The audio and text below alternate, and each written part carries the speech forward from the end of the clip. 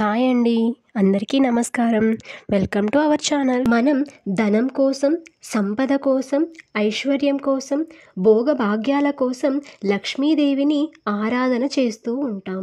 అయితే నిత్యం లక్ష్మీదేవి ఆరాధన చేస్తూనే విశేషమైనటువంటి రోజుల్లో గనుక లక్ష్మీ ఆరాధన చేశారంటే అత్యధికమైనటువంటి విశేషమైనటువంటి అద్భుతమైనటువంటి ఐశ్వర్యాన్ని పొందడానికి మీకు అవకాశం ఉంటుంది. అందులో ఒక విశేషమైనటువంటి రోజు పౌర్ణమి.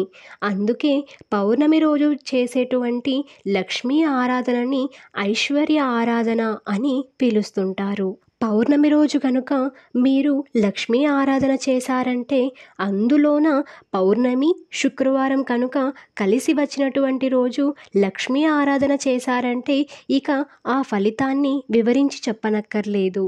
అద్భుతమైనటువంటి ఫలితం ఉంటుందని చెప్పవచ్చు. పౌర్ణమి రోజు కనుక లక్ష్మీ ఆరాధన అత్యంత భక్తి శ్రద్ధలతో చేశారంటే, నిత్య దీపారాధన చేస్తూనే పౌర్ణమి రోజున విశేషముగా బ్రహ్మముహూర్త కాలమునందు అంటే తెల్లవారుజామున సమయం 4 గంటల నుంచి 5:30 లోపు ఆ సమయంలో గనుక మీరు నిత్యము లక్ష్మీ ఆరాధన చేస్తూ పౌర్ణమి రోజు లక్ష్మీదేవిని గనుక భక్తి శ్రద్ధలతో పూజించారంటే భోగభాగ్యాలు, అష్టైశ్వర్యాలు, సిరి సంపదలతో మీ ఇల్లంతా నిండిపోతుందని చెప్పవచ్చు.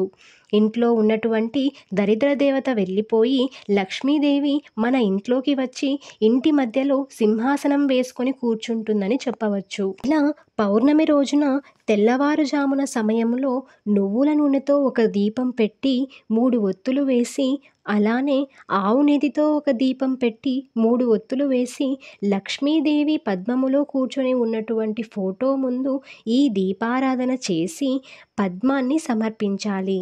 అలానే శ్రీ సూక్తం చెప్తూ పూజ చేసుకోవాలి. అమ్మవారిని ఓం చంద్ర సహోదర్యై నమో నమః అనే నామాన్ని 108 సార్లు చదివి, పద్మప్రియాయై నమో నమః అనే నామాన్ని 108 సార్లు తలుచుకొని చక్కగా లక్ష్మీ ఆరాధన చేసి కలకండ నివేదన చేశారంటే అమ్మవారి యొక్క అనుగ్రహాన్ని సంపూర్ణంగా మీరు పొందగలుగుతారని చెప్పవచ్చు. అమ్మవారికి సమర్పించినటువంటి పసుపు కుంకుమలను మనం చక్కగా అలంకరించుకుంటే అమ్మవారి యొక్క అనుగ్రహం పొందగలుగుతామని చెప్పవచ్చు.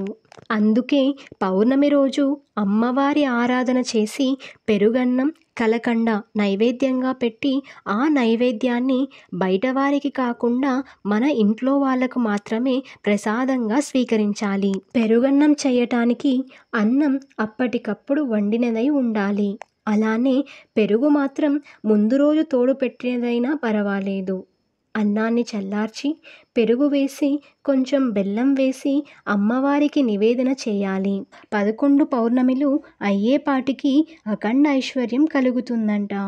మీ ఇంట్లో ఉండే దరిద్ర దేవత నెమ్మదిగా బయటకు పోయి లక్ష్మీదేవి త్వరగా మన ఇంట్లోకి వస్తుందంట. ఇలా ప్రతి పౌర్ణమికి చేయటం వలన లక్ష్మీదేవి అనుగ్రహం మనపై ఎప్పుడూ ఉంటుంది. ఈ వీడియో కనుక మీకు నచ్చినట్లయితే లైక్ చేయండి, షేర్ చేయండి, సబ్స్క్రైబ్ చేసుకోవడం మర్చిపోకండి.